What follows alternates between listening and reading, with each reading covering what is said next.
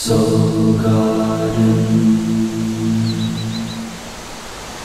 Introducing Secrets of Birthdays. Bow chicka bow wow. Are you ready to find love? Bow chicka bow wow. Your secrets are coming out. Bow chicka bow wow. All those sexy secrets are available at secretsofbirthdays.com. Bow chicka bow wow, baby.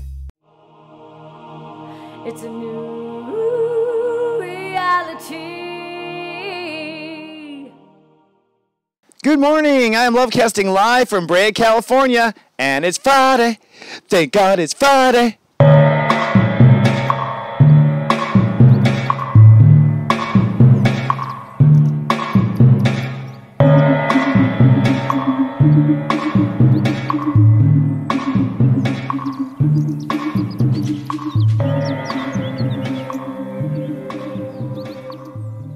Good morning and namaste. Welcome to Namaste today. My name is stepº12. I'm a psychic astrologer and the Sensei to Serious Joy at your soul's service. Thank you so much for light walking with me and logging in. It's finally Friday. Aren't you happy? September 4th is what we're up to already. And here in the United States of America, it is the one day of the year that we take off in honor of how hard we work, known as Labor Day. So on this day, we labor over trying not to labor, right? But at least we do take a break, and that's good. That's a step. It's always a good step in the right direction. And we're kind of opening a new door to a new reality this week. As we wrap up this week, we've been working on really putting the important pieces into what I call the new reality. This is the concrete details. So a lot of people are really busy right now, running around, doing being taskmasters, as I like to say, and that's all part of Virgo consciousness, is taking care of the details, but the important details. And today, step 12 rules the day. So today we're going to open the door to the next maybe floor of that reality. That's what happens next. Step 12 is the bridging step. This is the step that leads to the next chapter or the next act, really. And although we're technically in Act 2 of Virgo, we're already building the next stage of it. We are, in fact, actually just opening the door to something we may not have seen before. So because we're hopefully down a new path, we are at something new to look at every turn of the way. Right? And it's an exciting time as well for so many reasons. We have actually 2 eclipses this month, a lunar eclipse and a solar eclipse. So we're going to get compacted with some tremendous force to move forward in the energies that we're developing. And I'll be talking about that more next week, but I'm just putting that out there so that you're aware that this is really a big deal. The universe is going to back up this new reality with eclipses. And we have Jupiter in Virgo, if you're up with your astro gossip. And that means that, of course, God Universe will be watering this new reality for a full year. So I hope you are choosing with your heart, my friend. And I hope you move forward this weekend with your heart. Now, before I go in with my guides, I will give you a little construction here. One thing is, I am teaching the 11 Steps to Serious Joy for free on my website this month at soulgarden.tv. Today we're at step 3. And if you're trying to manifest something concrete like a project or relationship or law of attract something in your life, this is an excellent time. You can follow the steps and follow kind of the path. You can read all about it at soulgarden.tv, but step 3 is the day where we open up to truly believing. And isn't it so interesting that I happen to be doing step 12 on the day we're doing step 3? So I find these weird synchronicities happen whenever I kind of listen to my guides on when to start things. So learn the 11 steps to serious joy. Read all about it at soulgarden.tv. So with step 12 ruling the day, that is basically I love it, that's the 1, and I feel it, that's the 2. Now a lot of people don't really love themselves or feel the love, so a lot of people don't make it up to step 10. That's why I'm going to do the 11 steps to serious joy. People haven't built those first 10 steps of awareness inside of them, and then they go off and try to do stuff in the world, and then wonder why they don't have what it takes, quote, quote. It's that they're not consciously prepared, consciously aware and prepared. And so when we're at step 12, we've already built step 10, which is you're manifesting what you trust and love already, and then I feel. We're willing to go where we feel. The example I always use for step 12 is kind of like when the baby is happy. If you think about a 2-year-old baby who's well fed, who's well slept, basically got all the nutrients and the love that baby needs. Step 12 is when the baby steps out of the crib, when the baby starts exploring stuff and putting it in its mouth, right? Like, oh, and that means it likes it. You know what I mean? So we're kind of that baby right now. We are a baby in that new reality. For that reason, I cannot say it enough, you must be self-compassionate. You must be, through the entire weekend, completely patient with yourself. Patience with yourself is extremely important. Give yourself as much patience as you need. And without further ado, let's log into my higher self and my guides and take a listen to what's going on with the planets. And let's also grab the printout chart too.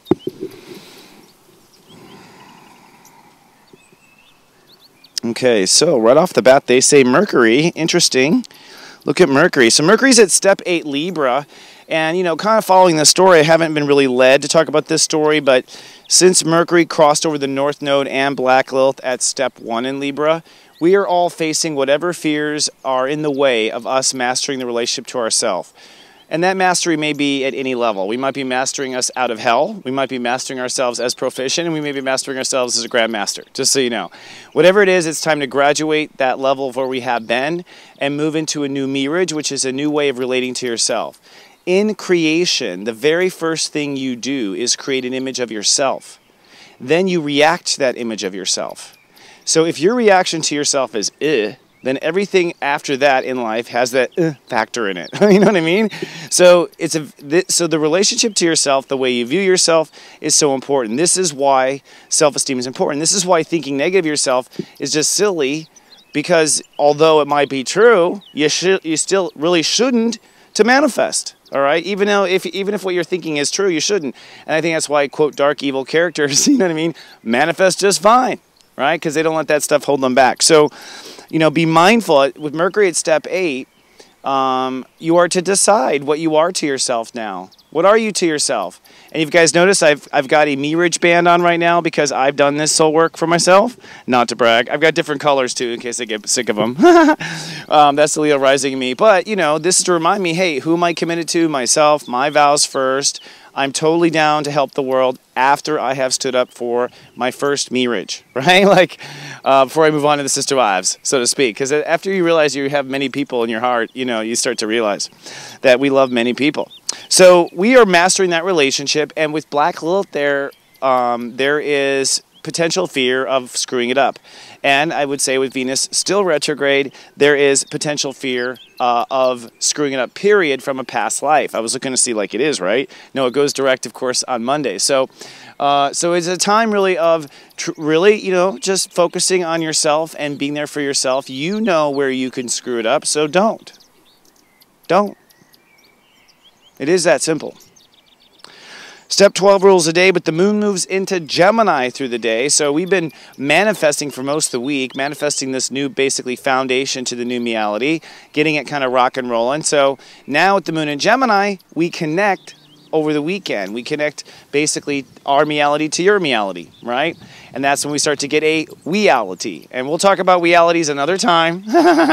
With techieisms can go on for in perpetuity, basically, just like a legal contract with entertainment. But at the end of the day, we are making a reality and we're connecting to other people's realities through the weekend. So this is a networking weekend. Emotions are connecting, and because of the nature of the square, it creates kind of a grand square for a while. There's a moment where everything will just kind of all stop and feel dead in the water. That's really the square of the moon that's going to oppose Saturn and also square the sun and square Neptune. So the way that feels is just sit down and relax. You know what I mean? And that's really what it's about. It's about meditating and figuring out where we are and where we want to go. Now, what you want to do is listen to your feelings. That step 12 means listen to your feelings. And we go to step 13 on Saturday, which means then you follow your beliefs. And then on Sunday, it's step 14, which means that you follow where you belong. So it's like where you feel, where you believe, where you belong. That's the weekend for you. And if you just follow your feelings, you'll find you're in a place where you believe. And then after you believe, you'll find that you belong. An example of this is, hey, I feel like going out today into the park. And you go out to the park and, wow, there's a convention over there. It's a gem fair. I love rocks and gems. You know, it's like, wow, I believe in rocks. So it's like my feelings lead to a belief, right? It's like, wow, I belong at this place. And that leads to a belonging. So this is the natural manifestation of consciousness and how it works. That's what the 11 steps of serious joy are. And so today you're being led to the next act, next chapter, the next floor of your reality. And my guides are telling me right now, they're kind of laughing that everyone's going to be surprised when they get up on that floor. Okay, so I'm expecting this to be kind of a surprising weekend for most people, and it'd be full of they're saying a lot of inner surprises first, they're saying, but you'll see outer surprises coming right away. And I guess this is a good time to say that as a courtesy, I will be love casting on Monday, even though it's a holiday. I thought that people would need it. Okay, so Jupiter is at step 5 of Virgo, and so basically what they're saying to me just now is that Jupiter is just amplifying and multiplying. So it's like, so for instance, you may think that you're meeting, for instance, let's say you're out on a picnic and you meet a person who does t-shirts and, oh my gosh, I wanted t-shirts for my business, how cool is that? Well, they're saying don't assume that that person is the one for t-shirts, but that person may lead to another person way across the country that leads to another person that leads to something that then leads to the t-shirt. So don't assume that this is the house that Jack built and it's logically built in Russian dolls. It is the way God universe gets us around certain rules. So you really have to listen to your heart and see how you network. But people are networking. They're showing me on a local and on a global, both at the same time. And sometimes, like in the case of myself, it's like when you're dealing with someone who lives on different dimensions at the same time, you might be actually seeming like you're networking to local, and they have access to something wider, or vice versa. You think you're going wide, it's put you right back at home. This is the cycles and circles of consciousness, and we're kind of building our web for healing, they say, for healing. Oh, yeah. They say for healing, they showed me Jupiter. I'm like, oh, yeah, it's in Virgo. So Mars is at a point where it is pushing ahead now on decisions of the heart. So the heart really doesn't have any more time to go back and forth about what it wants, all right? Now you go, I don't know what my heart wants. Well, okay, if you're a person that is completely, kickstarting the heart for the first time in a long time, then you listen to what your heart wants in the moment. Like right now I want a Starbucks, and then I want this, and then I want that. So if you're that disconnected from your heart, you start at your feet. You start as the 2-year-old that wants to put something in their mouth, okay? And believe it or not, just like the 2-year-old, that'll eventually lead you into running into the street. So don't worry and be careful. But people should move ahead with where they have decided, particularly where they feel they are spiritually fated. That's what they're telling me. Yeah, the fate, that's interesting. So in the last minute here, they're weighing in fate. So the idea of fate. So people grow up with this feeling that this heavy feeling that they are fated or destined for something. And what they're telling me is that, in a way, that's true. What's not true is you won't remember, that is, you won't know how you've decided for it to unfold in this life because you asked us to erase your memory so it would be fun. So you won't remember how it unfolds. You'll never remember exactly how you planned this to unfold if you really want to enjoy the ride. However, every time a person does decide to do something pretty big, it's usually based on something they've already done. So they're telling me that the sense of fate right now is strong in the Sprouts of Soul Garden. Everyone is feeling their fate and they're reaching towards it. And to some degree, they're saying, you are correct. Something is fated. You did decide to be here. This was very much planned. But they also remind you of the soul dichotomy. You are not correct. It is not the way you envisioned. You have not envisioned it exactly detailed the way you think. And they really encourage everyone to let go of all the details, because if you really want to have some fun, sit back and enjoy the ride. There's a surprise coming up for everyone. And that's not negative, although they say some people will experience that surprise negatively. Most people not people watching the show, they say mostly. So the last thing is that Venus finishes up her retrograde through the weekend, and so this is the last moment of, quote, fate. In some regards, they say this is the final moment for some people.